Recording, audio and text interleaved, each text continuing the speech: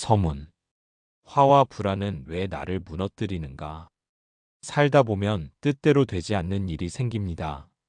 내가 정성을 다했음에도 상대가 알아주지 않거나 오랜 시간 애써온 일이 물거품처럼 사라지는 날이 있습니다.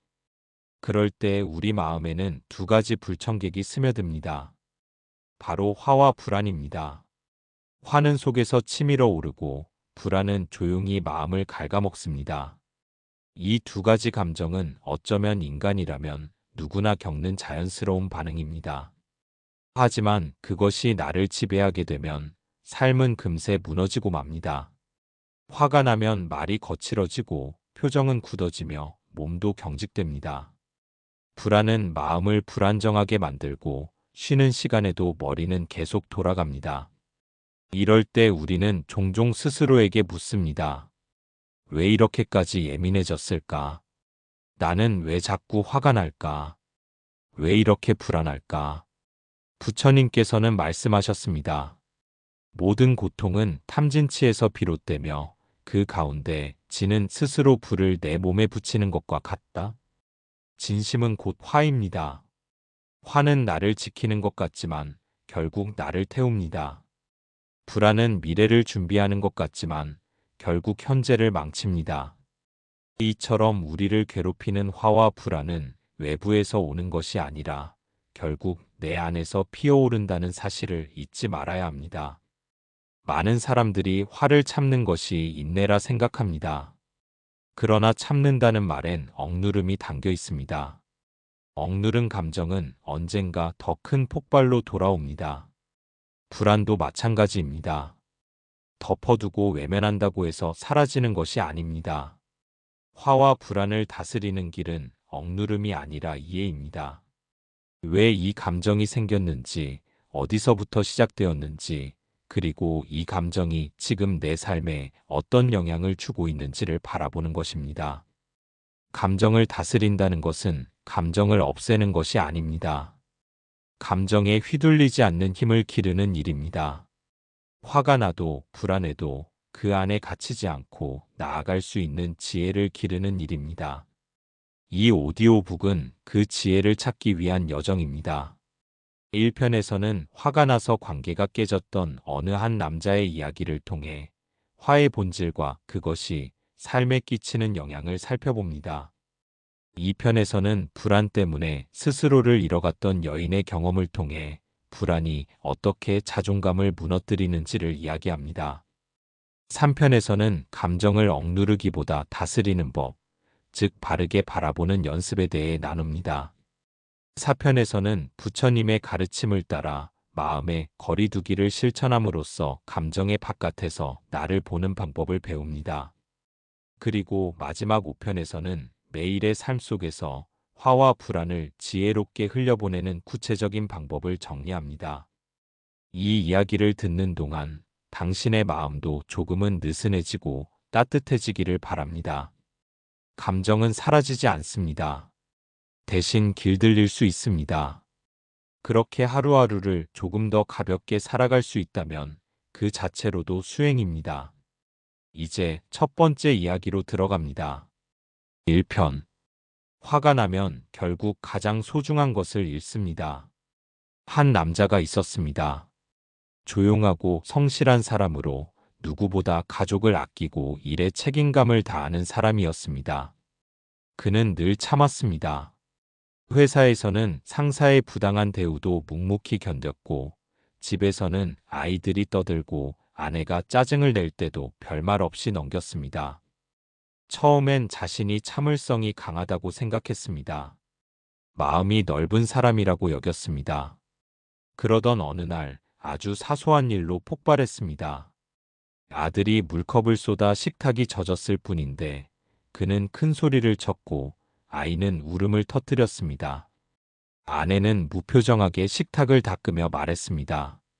당신은 늘 그렇게 화를 참는 척하지만 결국 다 쌓아서 이런 식으로 터뜨리잖아.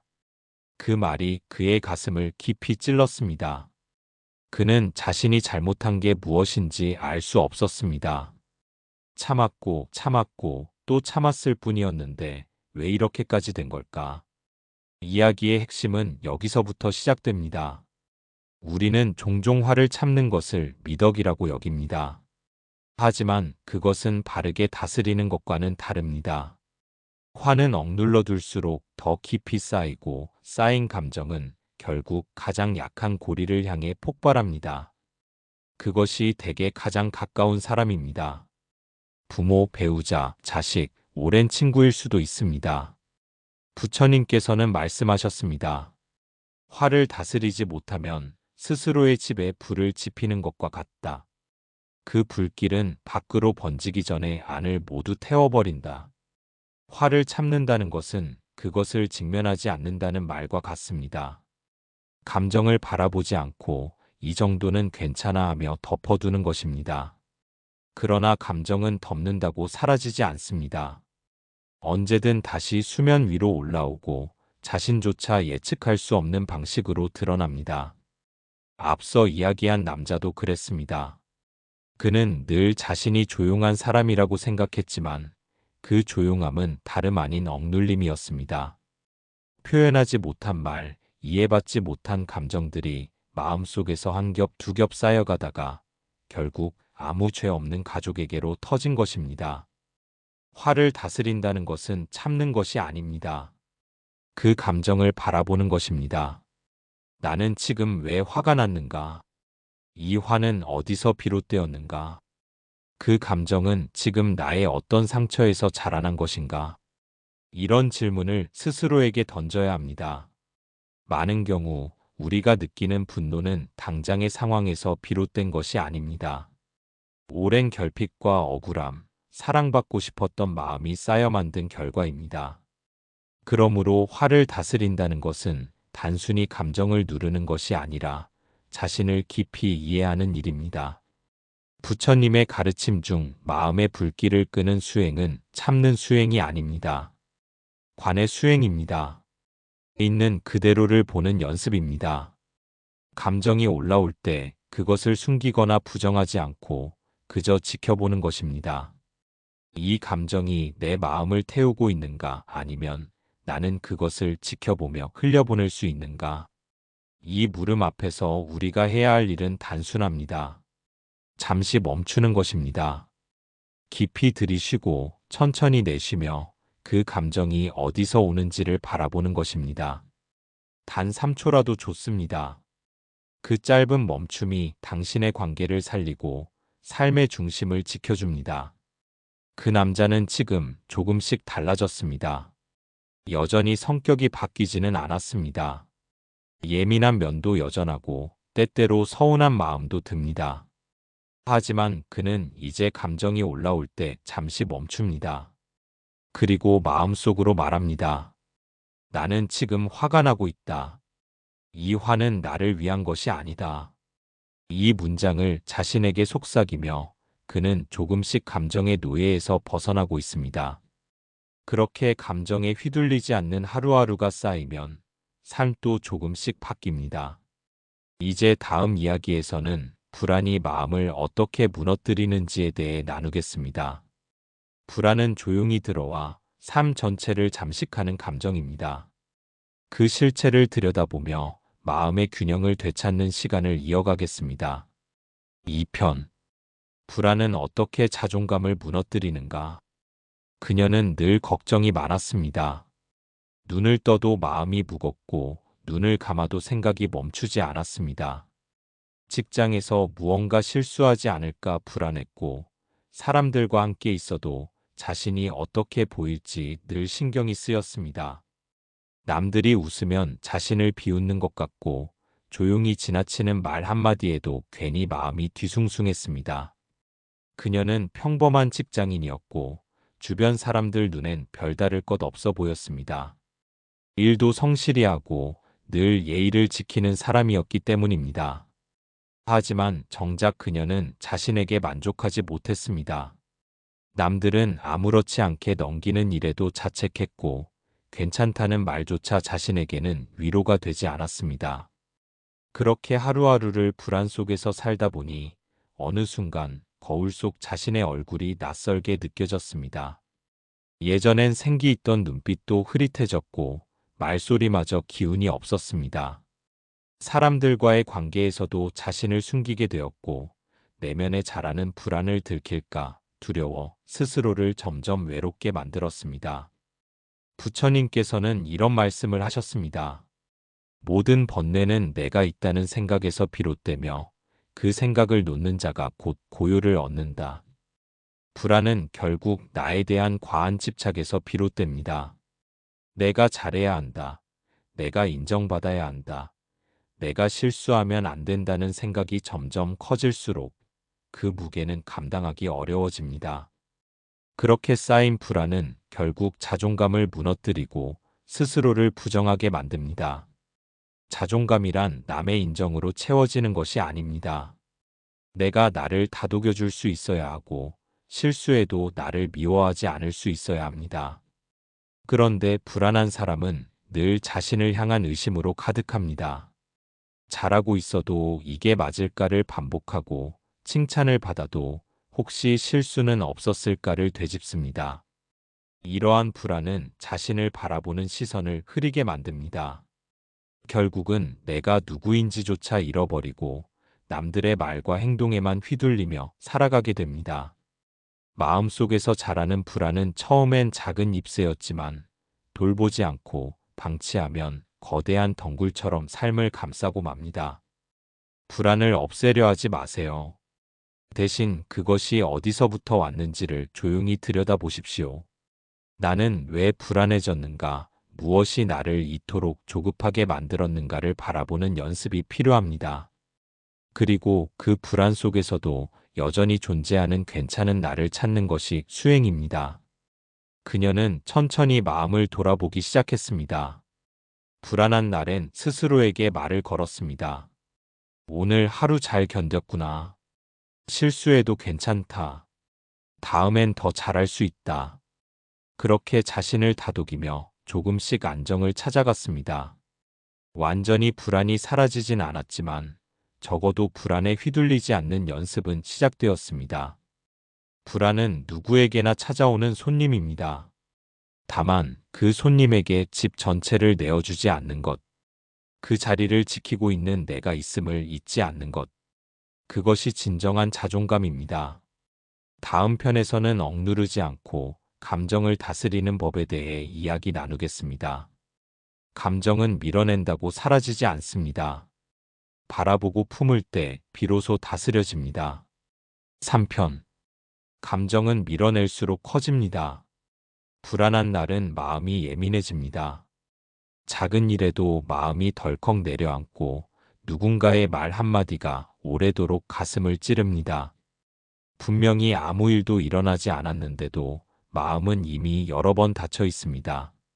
문제는 그 감정을 억누르려 할수록 오히려 더 커진다는 데 있습니다. 사람들은 흔히 감정을 참는 것이 잘 견디는 것이라 생각합니다. 화가 나도 슬퍼도 불안해도 겉으로는 아무렇지 않은 척합니다. 아무렇지 않은 척을 하다 보면 정말 아무렇지도 않을 거라 믿습니다. 그러나 마음은 그렇게 단순하지 않습니다. 감정은 억누를수록 응어리가 되고 그 응어리는 어느 날 예기치 않게 터져버립니다. 불안도 마찬가지입니다. 불안함이 찾아올 때 안 그래야지 떨지 말아야지 하며 억누르면 억누를수록 몸과 마음은 더 긴장하게 됩니다. 몸은 얼어붙고 말은 더듬고 생각은 꼬리를 물고 달립니다. 그러다 보면 스스로를 더 원망하게 되고 나중에는 왜 이렇게까지 되었는지조차 모르게 됩니다. 부처님께서는 이렇게 말씀하셨습니다. 마음은 늘 물결과 같아서 억지로 멈추려 하면 더 일렁이니 있는 그대로 바라보라. 감정은 억제하는 것이 아니라 바라보고 다스리는 것입니다. 감정이 올라올 때, 아, 내가 지금 불안하구나. 내가 지금 화가 났구나 하고 알아차리는 것이 첫걸음입니다. 그 알아차림은 감정을 줄이진 않지만 적어도 감정에 끌려가지 않게 해줍니다. 예를 들어 누군가에게 상처를 받았을 때 그 감정을 억누르고 아무 일 없던 듯 지나가면 마음속 어딘가에 그 감정은 남아 있습니다. 그리고 비슷한 일이 다시 벌어졌을 때 훨씬 더 큰 분노나 불안으로 터져나옵니다. 그러나 그 감정을 바로 알아차리고 이 말이 나를 아프게 했구나. 지금 내가 서운하구나 하고 그대로 들여다본다면 그 순간부터 감정은 점점 작아지기 시작합니다. 억누르면 남고 바라보면 흐릅니다. 어느 노승께서 제자에게 말씀하셨습니다. 감정이 일어날 때마다 부정하지 말고 마치 어린 아이를 다루듯이 조용히 품으라. 감정도 결국은 지나가는 손님이다.